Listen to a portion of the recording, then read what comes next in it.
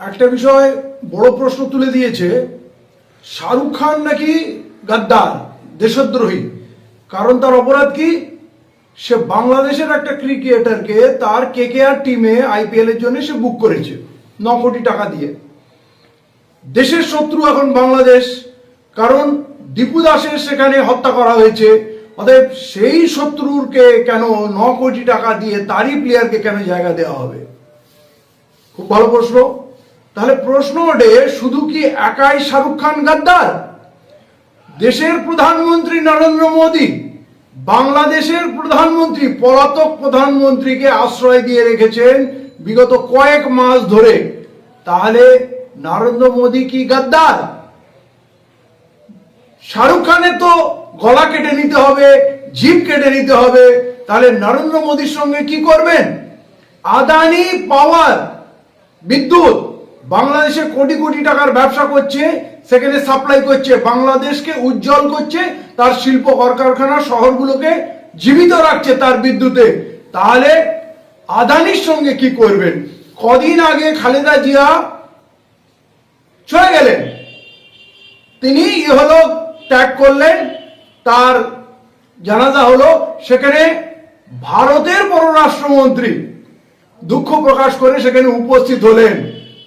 তাহলে যিনি বাংলাদেশের প্রাক্তন প্রধানমন্ত্রীর নিধনে তিনি গিয়ে শোক প্রকাশ করেন, তাহলে সেই গাদ্দারের আপনারা কি করবেন বলুন তো? প্রশ্ন উঠলো, এই গোবরখোর মূত্রখোর গালাগুলো পুরো পৃথিবীর সামনে ভারতবর্ষকে লজ্জিত করছে। বিসিসিআই কেকেআর কে, শাহরুখ খানের টিমকে ডাইরেকশন দিচ্ছে ওই বাংলাদেশিদেরকে তাড়িয়ে দাও। তাহলে বাংলাদেশিদের সঙ্গে সমস্ত ব্যবসা কেন বন্ধ করছেন না? বিদ্যুতের সাপ্লাই কেন বন্ধ করছেন না?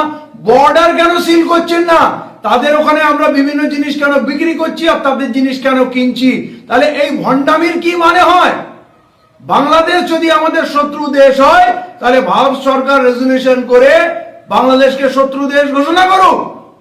ভারতের পররাষ্ট্রমন্ত্রী গিয়ে বলছে আমরা বাংলাদেশের সঙ্গে সুসম্পর্ক চাই।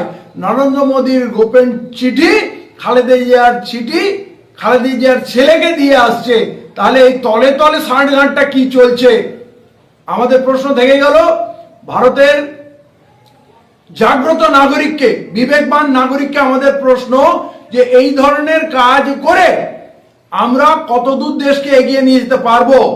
আর এই দেশে যখন হিন্দুদের হত্যা হয়, মুসলমানদের কথা বাদ দিলাম, আসামে 2 জন বাঙালি হিন্দু যুবককে পুড়িয়ে মারা হলো, কেরলে একজন দলিত ভাইকে বাংলাদেশি বলে পিটিয়ে পিটিয়ে হত্যা করা হলো। এই অজস্র হত্যা প্রতিদিন হচ্ছে হিন্দুদের, এই দেশেই হচ্ছে, তার হিসাব কে নেবে? অতএব এই পাগলামো বন্ধ হোক। এই পাগলামো আমাদের মুখ পোড়াচ্ছে, পুরো পৃথিবীর সামনে প্রশ্ন তুলে দিচ্ছে। প্রশ্ন হলো, আমরা কি শুধরাবো?